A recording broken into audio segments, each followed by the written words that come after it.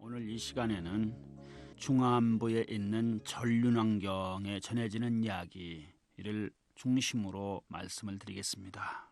부처님께서 마투라 근처의 나림사강 언덕에 계실 때였습니다. 부처님께서는 당시에 많은 제자들에게 이렇게 말씀하셨습니다.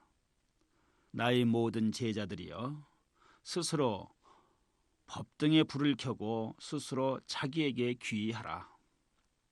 다른 등에 불을 켜지 말고 다른 법에 귀의하지 말라. 모든 제자들이여, 만일 스스로 법등에 불을 켜고 스스로 자기에게 귀의하여 다른 등에 불을 켜지 않고 다른 법에 귀의하지 않으면 진리를 배움에 큰 이익이 있고 한량없는 복을 얻으리라 라고 얘기하셨습니다. 흔히 이 부분을 우리는 자등명, 법등명이라고도 얘기를 합니다. 자기 등에 불을 갈피고 진리 등에 불을 밝혀라 하는 이야기입니다.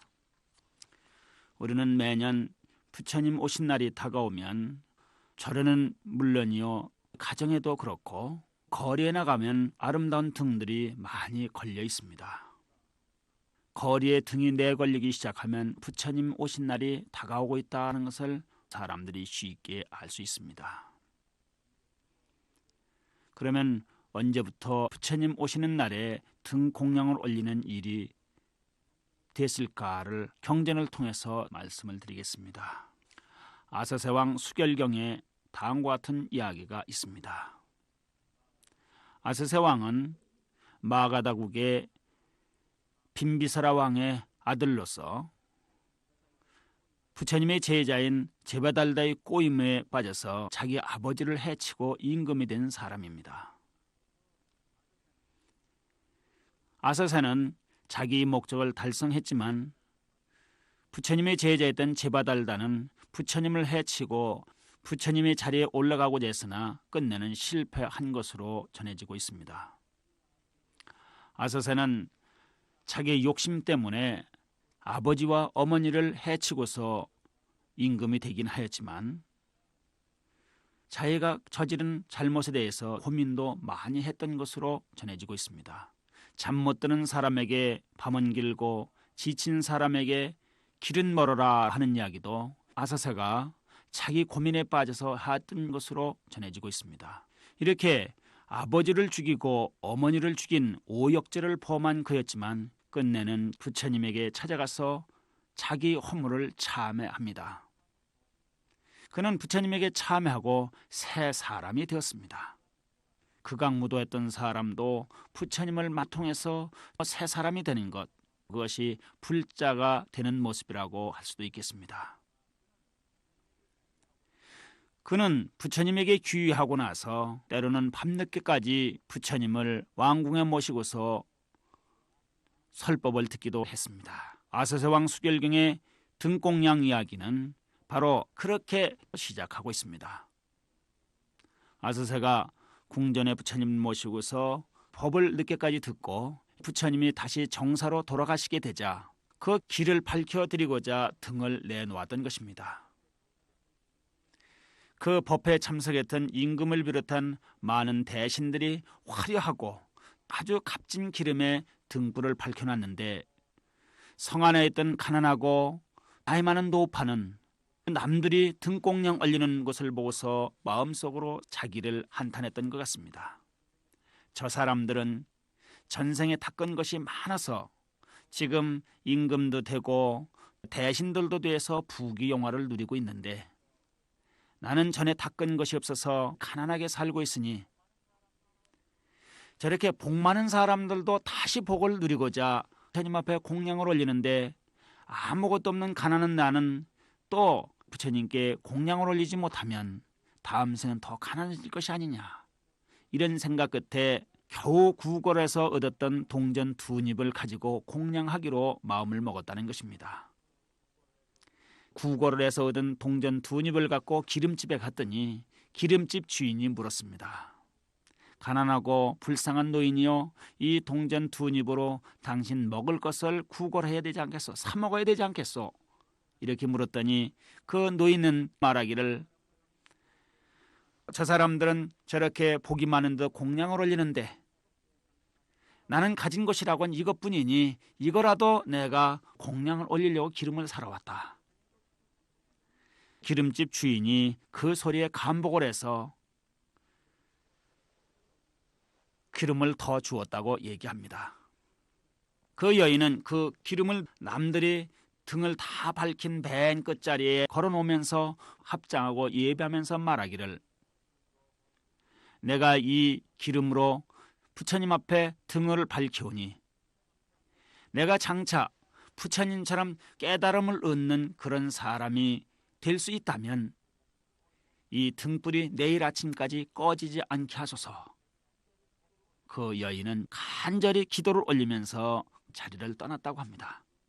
이튿날 아침이 되자 임금을 비롯한 부자들이 올린 등불은 다 꺼졌는데 이 가난한 여인이 올린 등불만은 꺼지지 않았다는 것입니다.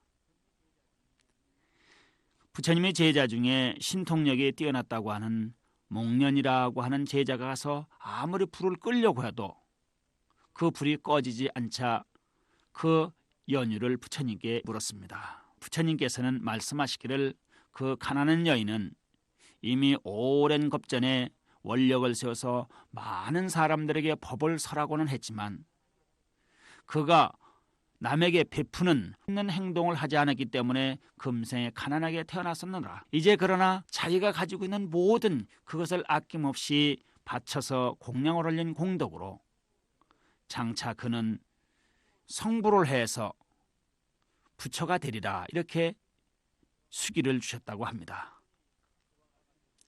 그와 같은 이야기를 전해들은 아서세 왕은 이상함을 느꼈습니다. 어찌해서 동전 두 입으로 올린 보잘것없는 등공양을 올린 그 여인에게는 장차 부처가 되리라고 하는 수기를 주셨는데 커다란 등에다가 화려한 등을 공양을 올린 나에게는 그런 것이 안 했을까 의문을 제기하자 이런 이야기를 했습니다. 임금이 올린 등은 화려하고 기름도 값진 것으로 좋은 공양을 올렸지만 지극정성한 마음은 가난한 여인에 비할 바가 되지 못한다 라고 했다고 합니다. 바로 빈녀 1등의 이야기가 이것입니다. 가난한 여인이 부처님 앞에 등공양을 올려서 그 공덕으로 장차 성불의 수기를 받았다는 이야기. 이제 부처님 앞에 나아가 등공양을 올릴 때는 이와 같은 빈녀 1등의 공덕의 이야기를 명심할 필요가 있습니다. 다른 경전에서는 이야기하기를 저 산속에 사는 촌부가 마른 풀잎을 손에 들고 그 풀에다가 불을 밝혀 높이 들어도 그 공덕은 한량이 없다라고 이야기합니다. 크고 화려한 등불이 중요한 것이 아니라 정말로 지극정성스러운 그 마음의 심지에 등불을 올리려고 하는 그러한 자세가 필요합니다. 부처님이 말씀하셨듯이 다른 사람의 등에 등불을 밝히지 말고 자기 등에 등불을 밝혀라. 법의 등에 등불을 밝히라고 하는 이야기는 우리는 명심할 필요가 있습니다. 그런가 하면 증일아함경 선지품에는 이런 말씀도 있습니다. 나를 받들어 섬기며 정성으로 예배하면 5가지 공덕이 있느니라. 받들어 공양한 사람에게는 장차 얼굴이 단정해질 것이고 음성이 맑고 청아해질 것이며 장차 부귀하게 살아갈 것이며 이 다음에 태어나더라도 좋은 집안에 태어날 것이며 금생에 이 육신으로서의 목숨을 마치면 더 좋은 세상에 태어나리라. 부처님을 모습을 뵙고 환희하는 마음을 가지니 얼굴이 단정해질 것이고 부처에게 귀의하고 찬탄하기 때문에 그 목소리가 곱고 청아해질 것이며 부처님 앞에 나아갈 때마다 꽃과 향과 등불로 공양을 올렸으니 장차 그는 부귀하게 될 것이다. 또한 부처님 전에 겸허한 마음으로 고개 숙여 예배하고 마음의 집착을 버렸으니 좋은 집안에 태어나게 된다라고 이렇게 증일암경 선지품에도 이야기가 전해지고 있습니다. 그 마음이 어떠냐에 따라서 한 등의 공양을 올린 공덕으로도 부처가 될 수 있는 그러한 길이 열려질 수 있고, 한 계피 향을 들어 부처님 전에 공양 올리면서도 그 마음이 진실되고 순수하고 밝으면 부귀영화를 누릴 수 있는 큰 복전의 씨앗을 뿌리는 행위가 되기도 합니다. 앙구타라 니카야라고 하는 초기 경전에 보면 부처님께서는 그런 말씀을 하시고 있습니다. 나를 믿고 따르는 무리들 가운데에는 연꽃 같고 백합 같고 보석 같은 사람들도 있고, 또 나를 믿고 따르는 사람들 가운데에는 비열하고 천박하며 쓰레기 같은 사람들도 있다라고 이야기합니다. 참으로 놀라운 소리입니다. 우리는 부처님 앞에 공양 올리고자 하나 이 공양 올리는 마음이 내 마음의 심지에 등불을 밝힌 것이며, 내가 부처님의 가르침을 높이 받들고자 그 진리의 등에 불을 붙이고 있는 것인지 반성해 봐야 될 것입니다.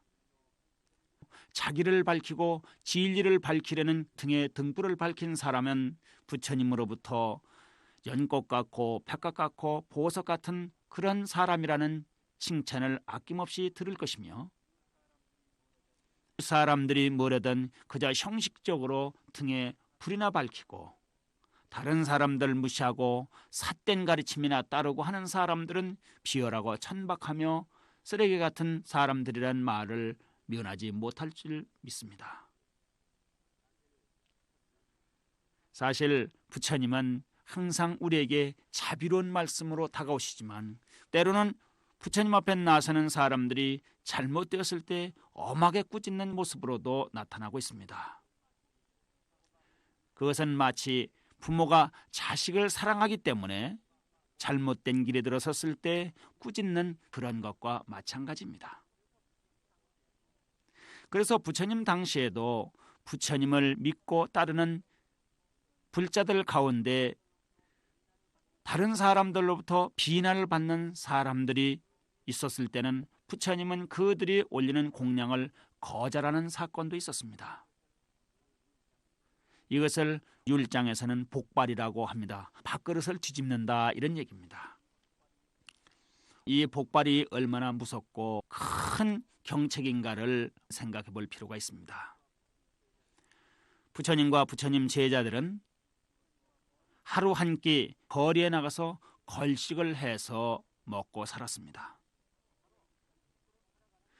걸식으로 살아가는 그런 입장이면서도 상대방이 올리고자 하는 그 공양을 거절했을 때는 내가 차라리 하루를 굶는 한이 있더라도 당신이 올리고자 하는 그 공양은 거절할 수밖에 없다라는 의사 표시입니다.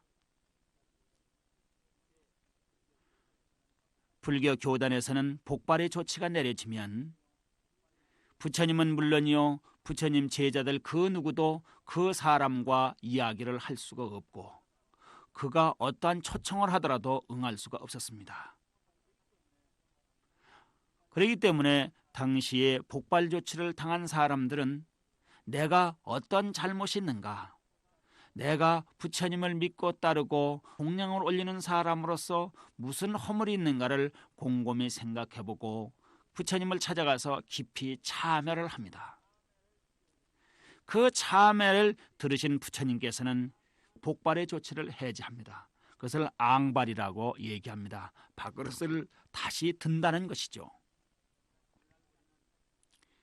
오늘날 우리는 부처님 앞에 나서는 사람들 중에 복발이라고 하는 그러한 경고 조치를 받을 수 있는 사람은 아닌지 반성해보는 것이 중요합니다.